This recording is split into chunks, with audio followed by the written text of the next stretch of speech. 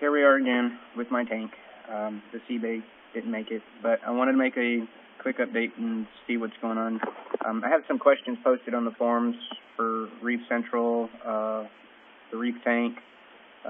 If anybody else has some advice, let me know. As you can see, I do have some algae still. However, I got my Trocus snails working on it pretty thoroughly, and back there is my urchin. So here I have a Montipora, and its polyps are very nice and pretty, and it's looking fantastic. Over here I have a pink Montipora, and its polyps are out and looking fantastic. Here I have a bird's nest with a little bit of, you'll see it's got some algae up on top, but we're taking care of that. So I also picked up 3 emerald crabs, so those will take care of that pretty quick. But its polyps are extended and looking fantastic. But then I got this dude down here, and you'll see I have a dead spot back here. But then I have this guy. This is a green hammerhead coral. Right now we are in night vision, in my nighttime lights, which are 50/50 actinic. This is my sunset lights before I turn them off at night. But he is very, very green, bright green, and purple. You can see his skeleton. He's not looking very healthy. I tested my water with my local fish store, and ammonia is 0. Here's the important stuff. Nitrate 0. Alkalinity is 10 or 11. Calcium is between 450 and 460. Phosphate tested is 0, but I have some algae, so there wouldn't be any it wouldn't be accurate anyway. My question is the Montipora looks great. The Montipora looks great. The bird's nest looks great. He's having a hard time. From what I understand, those need brighter light than that, and they said put it outside of the flow. So you'll see here I have a power head that's hitting the front glass, and he's getting a little bit of the downflow. Here I have my 450 pointing all the way across. Here I have another one pointing straight at me, and my actual water reservoir is back there pointing across to the left. So I don't have it in direct flow, and I do need to find out how to get that. For all those newbies out there, tip number 1, don't go with the fine sand. That is the stupidest thing I ever did. Now when I try to apply good water flow throughout the entire tank, I end up blowing dirt all over the place. You can see a whole bunch of dirt flying, and that's because of this pump over here. And this little clown likes to put his tail in the dirt and thrash it around and throw dirt all over the place. Fine sand, bad idea. Bad idea.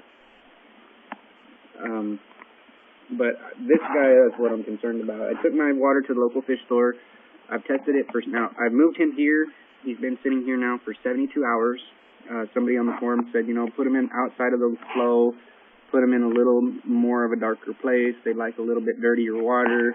So I put him over here. He's now at 72 hours. He's not looking any better.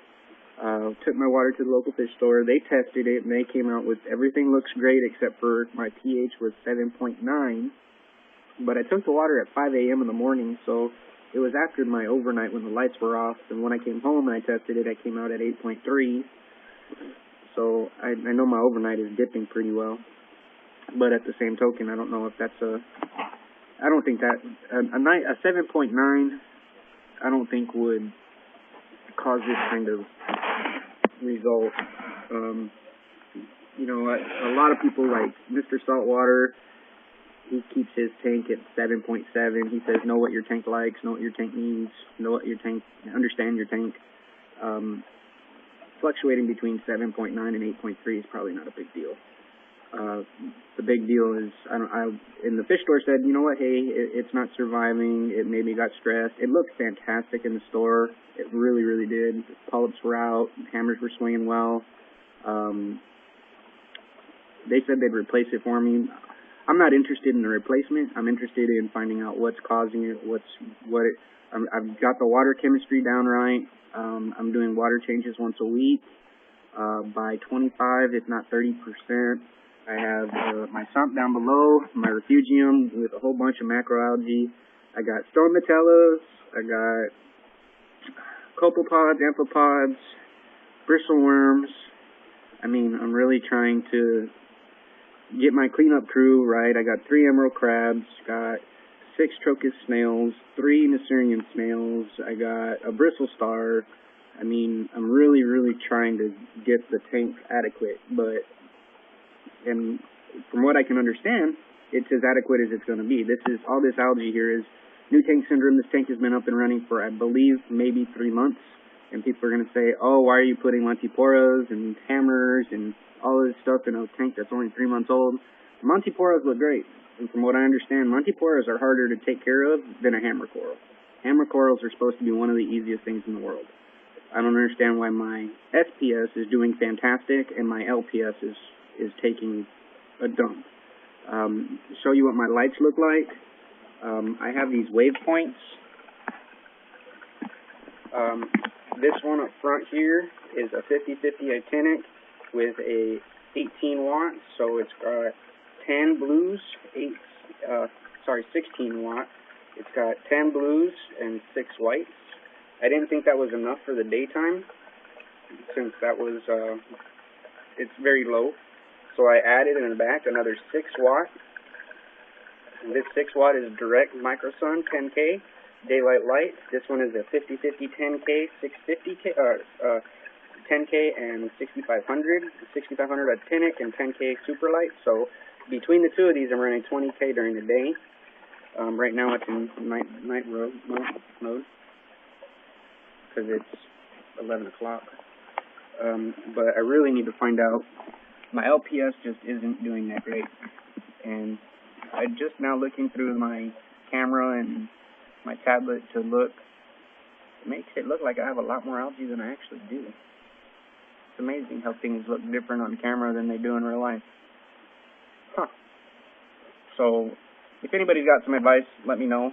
And if anybody's got advice on this fine sand, how to get it to, how to get the flow, and I try to get the flow pretty good everywhere, but there's just not enough. Every time I pump it up, it blows dirt all over the place, and I can't get that detritus out of that corner. And I can't siphon it because then I siphon out all the damn dirt. Any advice, let me know. Thanks.